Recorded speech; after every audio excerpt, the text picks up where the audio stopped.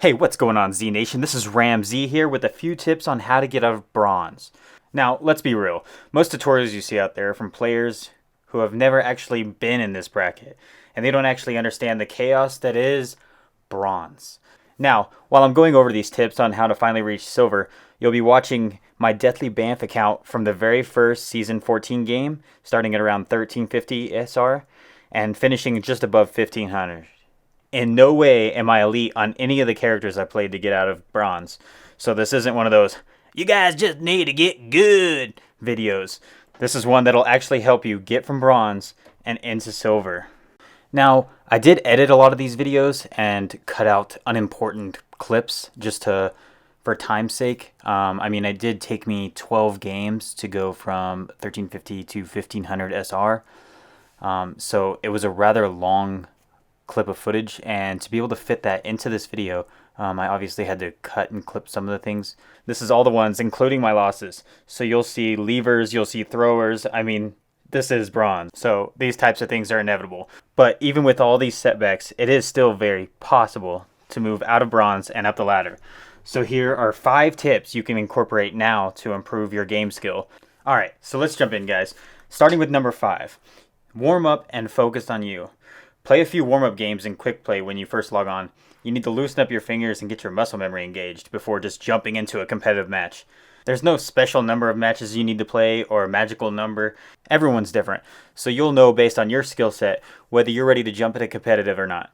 Now, when I say focus on you and improving your game, what I mean by this is don't call out the guy playing Hanzo or Widowmaker in bronze, although it irritates me to no end as well.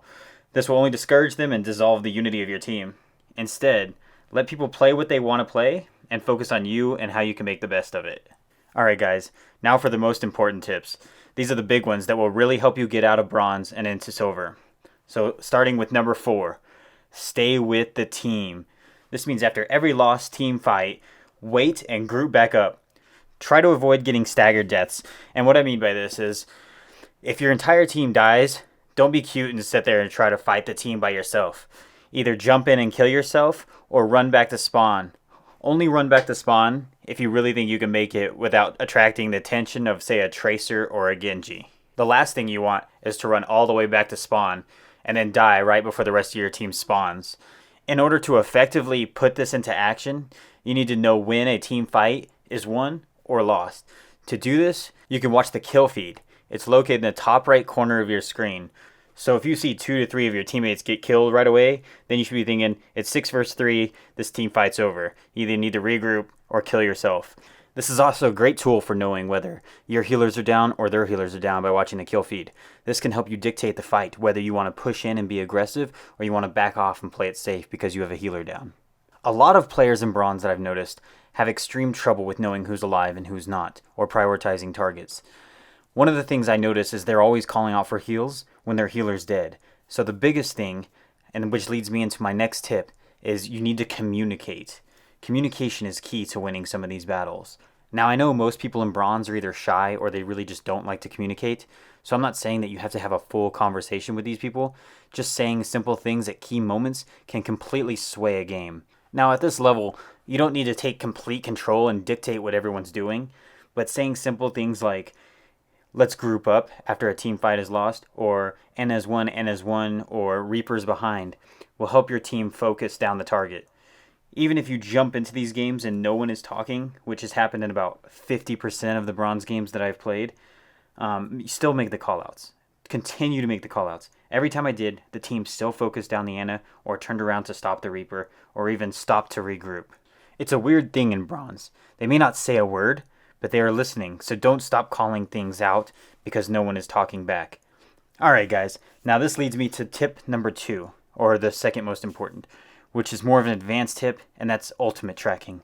If you're new or have trouble tracking what an enemy team should have, or what kind of ultimates they've used, that's fine. I'm going to simplify it for you because, this is bronze. Only watch your team's ultimates until you get used to it. If you quickly tap the tab key, or whichever button you have set for showing the character panel or team compositions, you can see how close each member of your team is, or you'll see a glowing check mark which represents that they have their ultimate. The key is to manage these each fight. You don't want to blow them all in one fight. Like when my team is holding the point and I'm on Brigitte, I'll let my team know, hey guys, I've got rally for the next fight, so save your ultimates. Then try to coordinate who will use their ultimates on the next fight. If no one is talking in chat, as we discussed in the last tip, then just call out who's going to use it. Usually they'll use it when you tell them to. Just say, hey Arissa, pop your ultimate on the next fight, and usually they'll drop it. Now, of course you'll always have a player or two that doesn't listen and blows his Death Blossom on an Ashe in a place that's nowhere near the objective just to kill that one person. However, for the most part in Bronze, people do listen to the advice that you're giving, and they execute it fairly effectively. So asking people when to use their ultimates is a great way to manage each team fight, and completely changes the dynamic of a Bronze game. Just remember that the key is to not use too many ultimates during one fight, or if the fight is lost. If you see you're down 3 guys and they've got 6, don't waste your ultimate on that fight. Now, once you get a little more experience monitoring or tracking ultimates, one of the more advanced tips you could do is start combining ultimates. However, this isn't really necessary in Bronze. One ultimate can usually sway the fight in one team's favor or the other team's. Now, this brings me to my top tip for Bronze. Obviously, some of the other tips that I've mentioned are more important in higher brackets, such as ultimate tracking or combining ultimates. However, for Bronze, the most important factor that I found was to flex. No, ladies and gentlemen, I don't mean go pop off on your Widow or flash your physique to the other team. What I'm talking about is playing a role that will help the team. This goes back to what I said earlier on focus on you, not on what others play. Pick something that complements your teammates. In order to effectively do this, you'll need some game sense to know what works well with other players. Pick a character from each group, tank, DPS, support, and practice with them in quick play.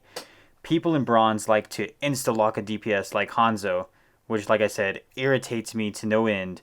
But be positive and just ask yourself, what do I need to do right now that will help that player and help our team be successful? Now, picking one character from each of the 3 main roles and practicing with them in quick play allows you to flex and fit what the team needs at that moment.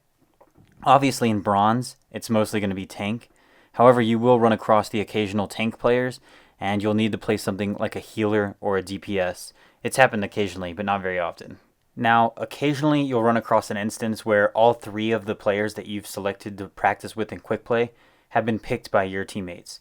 If this happens, just pick the role that the team most needs. If they still need another tank, but you're used to playing Rhine and Rhine's been selected, choose another tank, as long as it will help and support your team. As you can see through the video that's been playing in the background, I have played tons and tons of characters throughout my Bronze playing right here, most of which I'm completely abysmal at.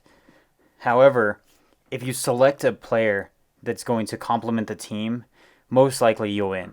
This is a team-based game, so don't focus completely on just benefiting you. You want to help the team as a whole. Thank you guys so much for watching. If these tips helped you at all, drop a like. I'll be posting more helpful tips and videos like this in the future.